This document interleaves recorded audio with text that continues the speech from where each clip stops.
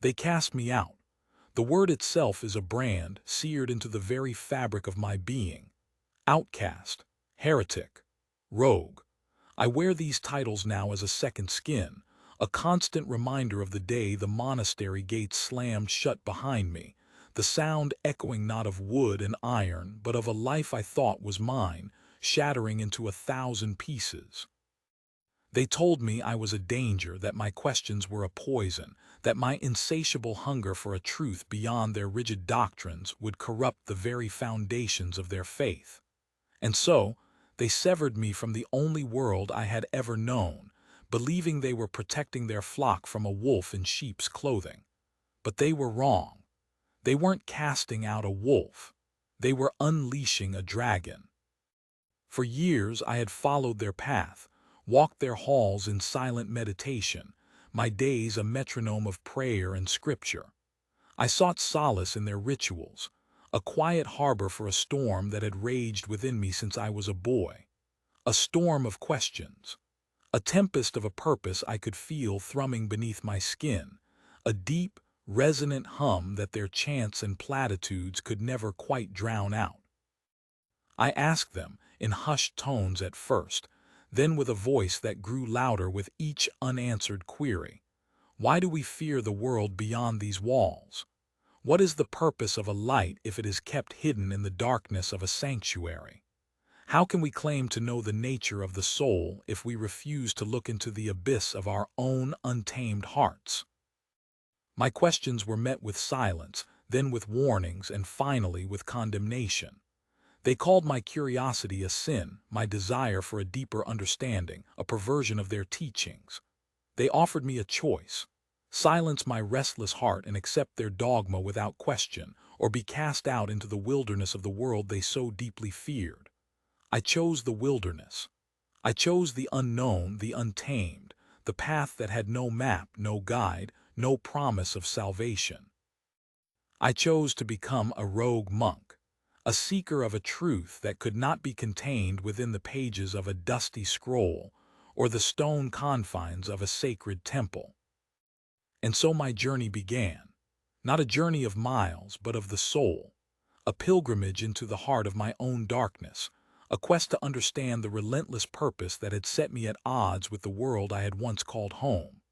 I wandered through bustling cities and desolate landscapes, my monk's robes a stark contrast to the vibrant chaos of the world. I saw the beauty and the ugliness, the kindness and the cruelty, the hope and the despair that danced together in the grand, chaotic ballet of existence. I spoke with merchants and mercenaries, with poets and peasants, with saints and sinners, and in their eyes, in their stories, I began to see the reflection of my own restless spirit. Each encounter, each conversation was a lesson.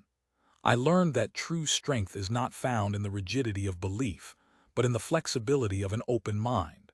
I discovered that wisdom is not the accumulation of knowledge, but the shedding of ignorance. And most importantly, I realized that purpose is not something to be found, but something to be forged. Forged in the fires of adversity, hammered into shape on the anvil of experience, and tempered in the cool waters of self-reflection. But the path of the rogue monk is a lonely one. There were nights when the weight of my solitude felt like a physical burden, when the silence was a roaring beast that threatened to consume me. In those moments of doubt, of despair, I would look up at the vast, indifferent expanse of the night sky and remember the question that had set me on this path. The question that still burned within me like a relentless fire. What is the purpose of a light if it is kept hidden? And in the depths of that darkness, I found my answer. My purpose was not to find a preordained path, but to blaze a new one. My purpose was not to seek enlightenment in the seclusion of a monastery, but to find it in the messy, beautiful, chaotic heart of the world. My purpose was to become a beacon, not for a faith that demanded blind obedience, but for the untamed, questioning, relentlessly seeking spirit that resides in the heart of every human being who dares to ask, why? This is the story of my awakening, the story of how a rogue monk, an outcast, a heretic, found his relentless purpose not in the answers he was given, but in the questions he dared to ask. And it is a story that I share with you now, not as a teacher, not as a guru, but as a fellow traveler on the path of self-discovery. For we are all, in our own way, rogue monks, seekers of a truth that lies beyond the walls of our own self-imposed limitations. And the journey, my friends, the journey is everything. The world outside the monastery walls was a symphony of chaos, a stark and vibrant contrast to the hushed, ordered silence I had known my entire life. The air, thick with the scent of spices and sweat, of life and decay, was a constant assault on my senses.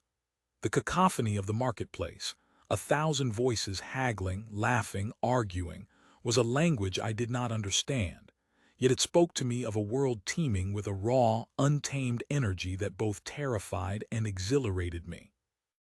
In the monastery, my days had been governed by the ringing of a bell, a predictable rhythm that had lulled my restless spirit into a state of somnolence. But out here, in the wild, unpredictable heart of the world, there was no bell to guide me, no scripture to offer easy answers. There was only the relentless, chaotic pulse of life itself, a rhythm that I had to learn to dance to if I was to survive. My first few weeks were a blur of hunger and confusion.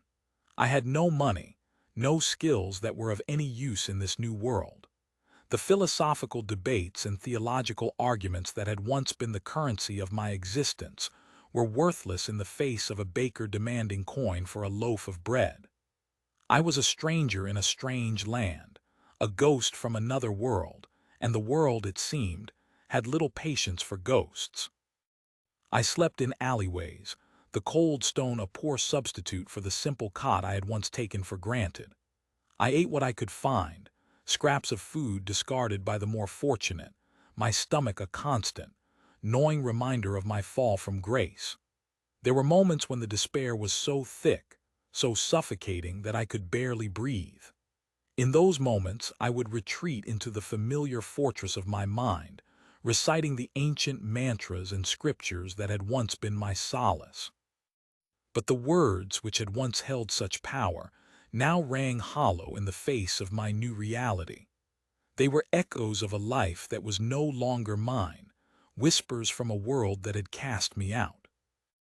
It was in the depths of this despair, on a rain-soaked night in a forgotten corner of a sprawling city, that I had my first true awakening. I was huddled in a doorway, shivering and soaked to the bone, my body racked with a hunger that was more than just physical. It was a hunger for meaning, for a sign that my journey, my suffering, was not in vain. I closed my eyes, not in prayer but in surrender. I let go of the man I had been, the monk who had sought enlightenment in the sterile confines of a monastery, and I allowed myself to simply be a man, cold, hungry, and alone. And in that moment of surrender, something shifted within me. The rain, which had been a relentless tormentor, suddenly became a cleansing force, washing away the layers of dogma and doctrine that had for so long blinded me to the truth. The city, which had been a terrifying maze of noise and confusion, transformed into a vibrant tapestry of human experience, a living, breathing testament to the resilience of the human spirit. I opened my eyes, and for the first time I truly saw. I saw the beauty in the face of a street urchin sharing a piece of stolen fruit with a stray dog. I saw the strength in the gnarled hands of an old woman mending a fishing net. I saw the hope in the eyes of a young couple, their laughter a defiant melody in the symphony of the city's chaos. I saw that the world was not something to be feared, to be shut out, but something to be embraced, to be experienced in all its messy, chaotic glory. That night I did not sleep. I walked the rain-slicked streets, my heart pounding with a newfound sense of purpose. I was no longer a lost soul, a ghost from another world. I was a part of this world, a single thread in its vast and intricate tapestry. My purpose was not to transcend the world, but to immerse myself in it, to learn its rhythms, to understand its secrets. The next morning, I walked into the marketplace not as a beggar, but as a student. I offered my services to a blacksmith, not for coin, but for the opportunity to learn a trade, to feel the weight of a hammer in my hand, to create something tangible, something real. The blacksmith, a man with a face like a roadmap of a hard-lived life, looked at my soft, uncalloused hands and laughed. But there was something in my eyes, a fire he recognized, a hunger that mirrored his own youthful ambition, and he agreed to take me on. The work was brutal, the heat of the forge a stark contrast to the cool, cloistered halls of the monastery. My body, unaccustomed to such labor, ached with a pain that was both excruciating and strangely purifying. Each swing of the hammer was a meditation, a release of the pent-up frustration and anger that had for so long been my constant companions. With each piece of metal I shaped, I was also shaping myself, forging a new identity from the ashes of my old life. I learned more in that blacksmith's forge than I had in all my years of studying ancient texts. I learned about the nature of transformation, how a raw, unyielding piece of iron could be transformed into a thing of beauty and utility through the application of heat and pressure. I learned about the importance of focus, of a steady hand and a clear mind. And I learned that true strength is not about resisting the forces of change, but about harnessing them, about using the heat of adversity to forge a stronger, more resilient self. The blacksmith became my first teacher in the real world, his gruff, no-nonsense wisdom a refreshing antidote to the esoteric pronouncements of my former masters. He taught me that there is a sermon in every swing of the hammer, a prayer in the hiss of hot metal quenching in water. He showed me that the sacred is not confined to holy places, but can be found in the sweat and toil of everyday life. As my body grew stronger, so too did my spirit. The gnawing hunger in my belly was replaced by a different kind of hunger, a hunger for knowledge, for experience, for life itself. I devoured every new experience with a voracity that surprised even myself. I learned to read the stories in people's faces, to hear the unspoken truths in their words. I discovered a world of beauty and wonder that had been hidden from me behind the monastery walls, a world that was far more complex, far more challenging, and far more rewarding than anything I had ever imagined. The path of the rogue monk was no longer a path of exile, but a path of exploration. I was a pioneer in the untamed wilderness of my own soul, and every day was a new discovery, a new adventure. The world was my monastery, life was my teacher, and my relentless purpose was to learn, to grow, to become the man I was always meant to be. The whispers followed me like a shadow, a constant reminder of the life I had left behind. "Heretic," they would hiss, their voices laced with a mixture of fear and contempt. "Blasphemer." The words, which had once held the power to wound me, now felt like echoes from a distant dream. I was no longer the man who had trembled before the judgment of others. The forge had burned that man away, leaving in his place someone stronger, someone more resilient, someone who understood that the only judgment that truly mattered was his own. I had spent years seeking validation from my elders, from the very men who had ultimately cast me out. I had craved their approval, their acceptance, like a starving man craves bread. I had contorted myself into the shape they desired, silenced the questions that burned within me, all in a desperate attempt to belong. But in the end, it had all been for naught. They had seen the fire in my eyes, the untamed spirit that refused to be broken, and they had feared it. And in their fear, they had given me the greatest gift of all, the gift of freedom. The freedom to define myself, to forge my own path, to discover a truth that was not handed down from on high, but unearthed from the depths of my own experience. The freedom to be a heretic, a blasphemer, a rogue. I began to see that the world was full of heretics, of men and women who, like me, had dared to question the established order. They were the artists, the innovators, the dreamers, the ones who refused to accept the world as it was and instead dared to imagine it as it could be. They were the true architects of change, the ones who pushed humanity forward, not by clinging to the past, but by embracing the future. I sought them out, these fellow heretics, and in their company I found a sense of belonging that I had never known in the hallowed halls of the monastery. We were a motley crew, a fellowship of outcasts, united not by a common creed but by a common spirit of inquiry. We would gather in taverns and coffee houses, our conversations a symphony of 1,000 different perspectives, a celebration of the very questions that had once got me cast out. We debated philosophy, not as an abstract intellectual exercise, but as a practical guide to living a better life. We challenged each other's assumptions, pushed each other to think more deeply, to see the world from new and unexpected angles. We were a university of the streets, our curriculum the rich and varied tapestry of human experience.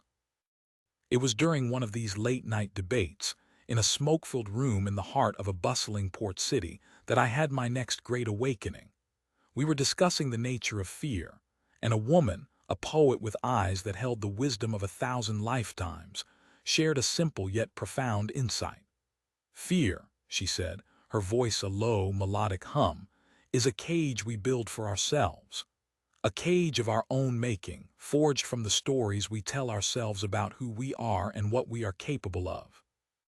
Her words struck me with the force of a physical blow. I saw, in a flash of blinding clarity, the cage I had been living in for most of my life. A cage of fear. Fear of judgment, fear of failure, fear of the unknown. It was this fear, I realized, that had kept me a prisoner in the monastery, that had silenced my questions, that had nearly extinguished the fire of my own spirit. And in that moment I made a choice. I would no longer be a prisoner of my own fear. I would dismantle my cage, one bar at a time, and I would step out into the world, not as a timid, fearful creature, but as a man who was the master of his own destiny. The poet's words became my mantra, my guiding star. I began to actively seek out the things that frightened me, the challenges that seemed insurmountable. I learned to sail, to navigate by the stars, to face the raw, untamed power of the ocean. I climbed mountains, pushing my body to its limits, reveling in the feeling of standing on a summit, the world spread out at my feet. I learned to fight, not with the intention of causing harm, but to understand the nature of conflict, to know that I could stand my ground, that I would not be easily broken. With each new challenge I conquered, with each fear I faced, the bars of my cage grew weaker. I could feel my spirit expanding, my sense of what was possible growing with each new day. I was no longer defined by the limitations of my past, but by the infinite possibilities of my future. I also began to understand the true nature of courage. Courage, I learned, is not the absence of fear, but the willingness to act in spite of it. It is the choice to step into the arena, to face the lions, even when your knees are knocking and your heart is pounding in your chest. It is the understanding that the only way to conquer fear is to walk through it. And so I walked. I walked through the fires of my own fear, and I emerged on the other side, not unscathed but transformed. I was no longer a rogue monk, an outcast, a heretic. I was simply a man who had faced his own demons and had emerged victorious. A man who was no longer afraid of the dark because he had learned to find the light within himself. The journey was far from over, I knew. There would be new challenges, new fears to face, but I was no longer afraid. I had found my strength, my purpose, my own inner compass, and I knew with a certainty that resonated in the very core of my being that I would never be lost again. I was the master of my own ship, the captain of my own soul, and the vast, uncharted ocean of life was mine to explore. The world was my oyster, and I had finally found the courage to pry it open. The freedom I had found was a heady wine, intoxicating and liberating. But with that freedom came a new and unexpected challenge, the challenge of choice. In the monastery, my path had been laid out for me, a straight and narrow road with clear signposts and a predetermined destination. But out here in the vast, open wilderness of the world, there were 1,000 paths to choose from, 1,000 different directions I could go. And for the first time in my life, I was truly on my own. The initial euphoria of my newfound freedom began to give way to a subtle, creeping anxiety. I had thrown off the shackles of dogma, but I had yet to find a new set of principles to guide me. I was a ship without a rudder, adrift on a sea of infinite possibilities, and the sheer, overwhelming weight of that freedom threatened to pull me under. I saw it in the eyes of my fellow heretics, the artists and innovators and dreamers who had also dared to forge their own paths. I saw the fire of their passion, but I also saw the flicker of doubt, the shadow of uncertainty that haunted their every step. We were all of us pioneers in a new world, a world without gods or masters, and the burden of that freedom was a heavy one to bear. Some of my companions, unable to bear the weight of that freedom, sought solace in new forms of dogma. They traded one set of rigid beliefs for another, one cage for a slightly larger, more comfortable one. They became disciples of new philosophies, followers of new gurus, their restless spirits once again lulled into a state of somnolence by the promise of easy answers. But I could not follow them down that path. I had not escaped one prison only to willingly walk into another. I knew, with a deep, intuitive certainty, that the answers I was seeking could not be found in any book, in any teacher, in any philosophy. They had to be forged in the crucible of my own experience, hammered into shape on the anvil of my own heart. And so I turned my gaze inward. I began a new kind of pilgrimage, a journey into the uncharted wilderness of my own soul. I had spent years studying the teachings of the great masters, but I had never truly studied myself. I had memorized their words, but I had never learned to listen to the whispers of my own heart. I sought out solitude, not the enforced solitude of a monastery cell, but the intentional solitude of the wilderness. I would spend days, sometimes weeks, alone in the mountains, in the desert, in the deep, silent heart of the forest. I would sit for hours doing nothing, simply observing the world around me and the world within me. At first, the silence was deafening. My mind, accustomed to the constant stimulation of the city, rebelled against the stillness. It churned with a relentless stream of thoughts, of worries, of anxieties. It was a tempest of 1,000 different voices, all clamoring for my attention. But I persisted. I sat with the storm, not trying to control it, but simply observing it, allowing it to rage until it had exhausted itself. And slowly, gradually, the storm began to subside. The cacophony of my thoughts gave way to a deeper, quieter current, a gentle, flowing river of awareness. In that stillness, I began to hear a new voice, a voice that had been drowned out by the noise of my own mind. It was the voice of my intuition, the voice of my own inner wisdom. It was a voice that did not speak in words, but in feelings, in gut instincts, in a deep, unshakable sense of knowing. I learned to trust this voice, to follow its guidance, even when it led me down paths that seemed illogical or irrational. I learned that my heart had a wisdom that my mind could not comprehend, a compass that would always point me in the direction of my true north. It was during one of these solitary retreats, high in the snow-capped peaks of a remote mountain range, that I had the most profound awakening of all. I was sitting on a ledge, overlooking a vast, breathtaking vista of mountains and valleys, when I was suddenly struck by a sense of interconnectedness, of oneness with everything around me. I saw that I was not separate from the mountains, from the sky, from the eagle soaring high above me. I was a part of it all, a single, unique expression of the same universal consciousness that flowed through all things. The sense of separation that had for so long defined my existence dissolved in that moment, replaced by a feeling of profound love and compassion for all living things. I realized that the relentless purpose I had been seeking was not something external, not a grand, heroic quest to save the world. It was something much simpler, much more profound. It was the purpose of a flower to bloom, of a river to flow, of a star to shine. It was the purpose to simply be, to express my own unique essence, to contribute my own small, beautiful note to the grand symphony of existence. With that realization, the last of my chains fell away. I was no longer a rogue monk, a heretic, an outcast. I was no longer defined by what I was not. I was simply me, a man who had found his place in the universe, not by conforming to the expectations of others, but by embracing the truth of his own being. I returned to the world of men, not as a preacher, not as a teacher, but as a living, breathing embodiment of the truth I had discovered. I did not need to speak of my awakening, to try to convince others of its validity. I simply had to live it to be it, to let my own life be my sermon. And a funny thing began to happen.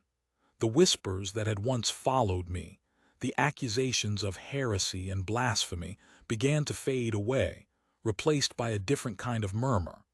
A murmur of curiosity, of respect, of a dawning recognition that there was something different about me, something that they could not quite put their finger on, but that they were drawn to nonetheless.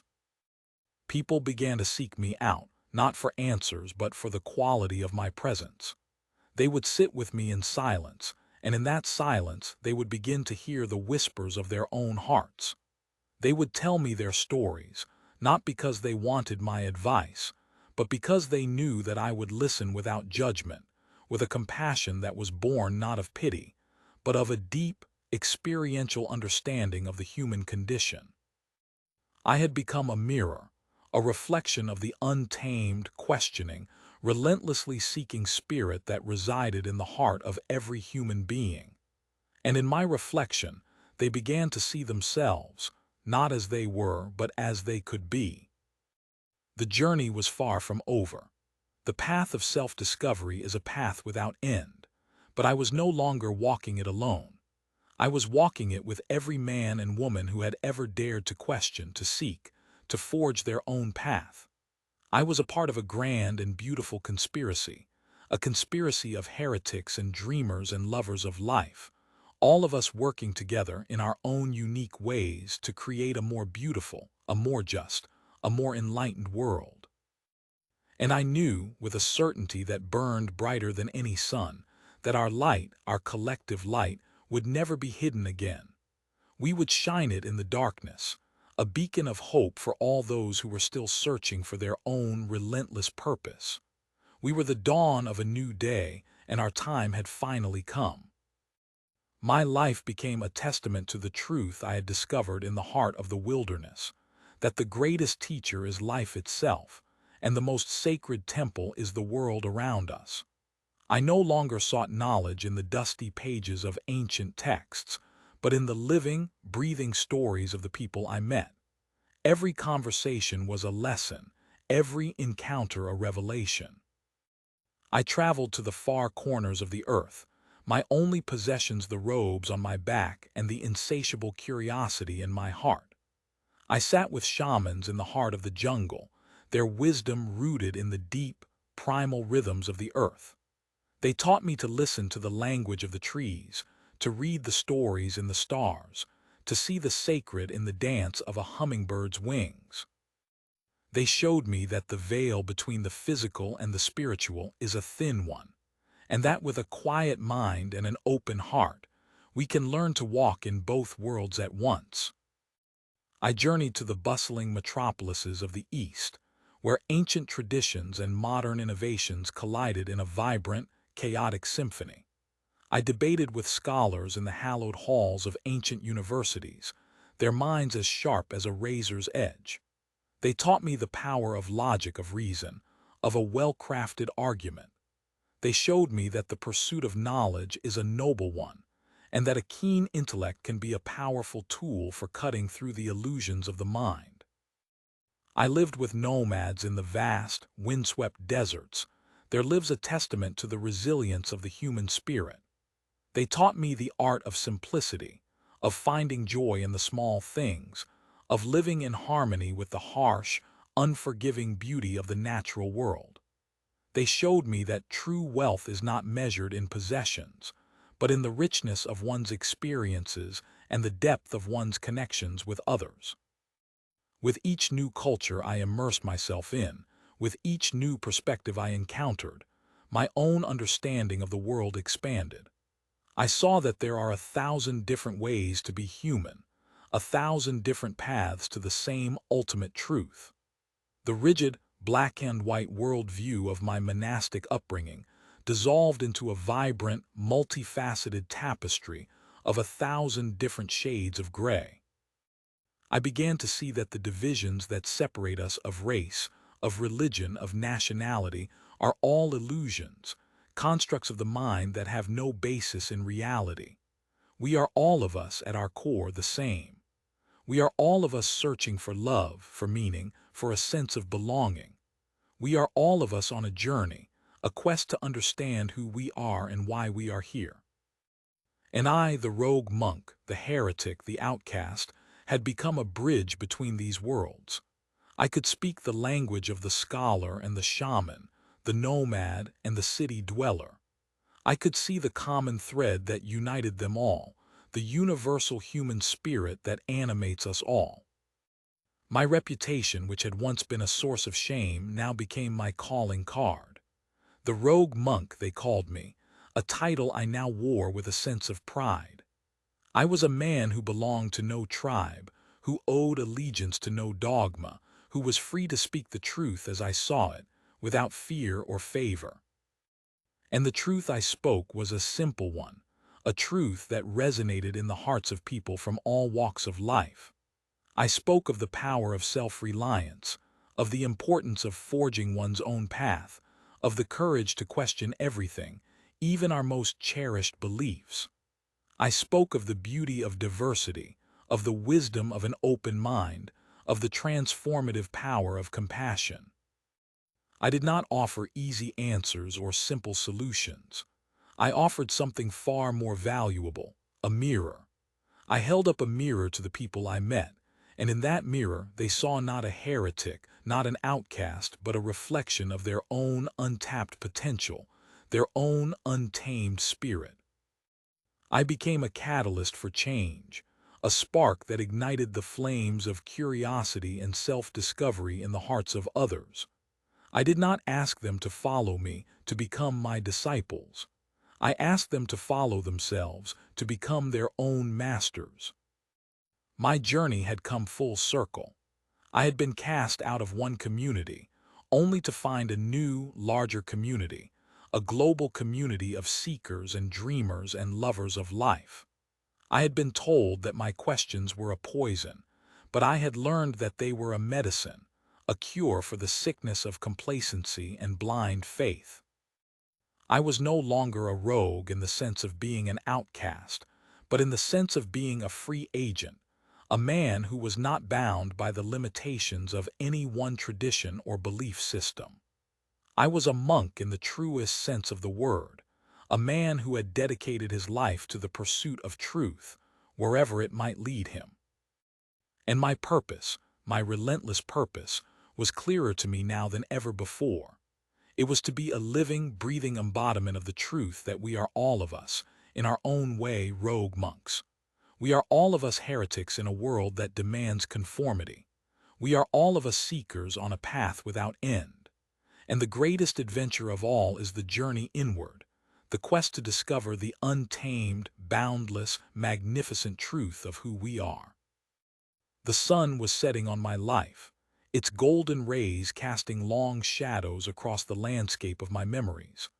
I had wandered the earth for more years than I could count, my body now a roadmap of a life lived to the fullest. My hair was white as the snows of the mountains I had climbed, my face a testament to the sun, and the wind, and the laughter, and the tears of 1,000 different adventures. I had come to rest in a small, quiet village nestled in a valley surrounded by ancient, sleeping mountains. I had built a simple hut with my own 2 hands, a humble dwelling that was more a part of the landscape than a structure imposed upon it. I spent my days in quiet contemplation, my heart filled with a deep and abiding sense of peace. The whispers had long since faded away, replaced by a different kind of sound, the sound of footsteps on the path to my door. They came from all corners of the world, these visitors, their faces a beautiful mosaic of humanity. They were young and old, rich and poor, men and women of all faiths and all walks of life. They came not for answers, for they had learned, as I had, that the only true answers are the ones we find within ourselves. They came for the silence, for the stillness, for the quality of a presence that asked nothing of them, that simply allowed them to be. We would sit together for hours, sometimes without speaking a word, the silence a sacred space in which they could hear the whispers of their own hearts.